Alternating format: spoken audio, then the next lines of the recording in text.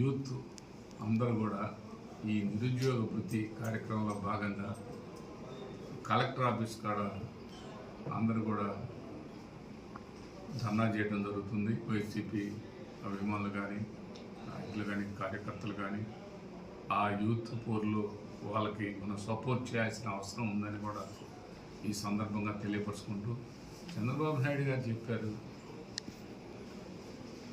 మరి వాళ్ళకి నిరుద్యోగ వృత్తి ఎంత ఇస్తానో 3,000 రూపాయలు ఎట్టని చూపించాడు. నీకు 3,000 నీకు 3,000 నీకు 3,000 ఉద్యోగాలు ఇయ్యన పరిస్థితిలో 3,000 రూపాయలు ఇస్తామని చెప్పావు. మరి ఎవరికన్నా 3,000 ఇచ్చావా? 3,000 ఇవ్వకపోగా చంద్రబాబు నాయుడు గారు ఒకటి ఆలోచించాలి. జగన్మోహన్ రెడ్డి గారు రాగానే అధికారంలోకి రాగానే 1,36,000 మందికి మరి ఉద్యోగ అవకాశాలు కల్పించాడు.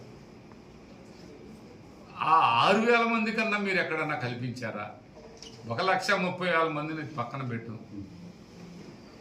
ఇప్పుడు ప్రతి సెక్రటరియట్లో ఇప్పుడు ఇక్కడ గ్రామ పరిపాలనా కేంద్రాల్లో, రైతు భరోసా కేంద్రాల్లో అంత దమ్ముగా ధైర్యంగా అక్కడ ఉన్నటువంటి వాళ్ళకి పల్లెలలో ఉన్న చదువుకున్న బిడ్డలందరికీ కూడా ఉద్యోగాల అవకాశాలు కల్పించింది జగన్మోహన్ రెడ్డి గారు.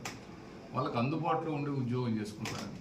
ఇప్పుడు ఇక్కడ ఉండకూడదు, వాళ్ళు ఎక్కడెక్కడో జిల్లాలు మారాలి అది ఇదని మళ్ళా చెప్తున్నారు.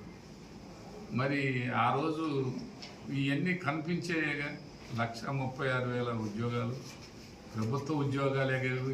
మరి మీరు ఎందుకు ఇవ్వలేకపోయారు? మీరు 3,000 అప్పుడు ఇచ్చిన సరే ఇంకా కొంత టైం పట్టింది ఇస్తానంటున్నారు. ఇచ్చేదాకా మరి నీ నిరుద్యోగ వృత్తి 3,000 రూపాయలు ఇవ్వాలిగా. చంద్రబాబు నాయుడు గారు ఓరిక మాటలు చెప్తారు. ఏదైనా తింటే కడుపు నిండిద్దండి, మాటలు చేస్తే మాటలు తింటే కడుపు నిండిద్ది అని మీరు చెప్పేయేమో అన్నీ మాటలేమో కోటలు దాడుతున్నాయి. మీరు చేసే పని కనీసం గడప కూడా దాటే పరిస్థితి లేదు. దీని మీద రేపు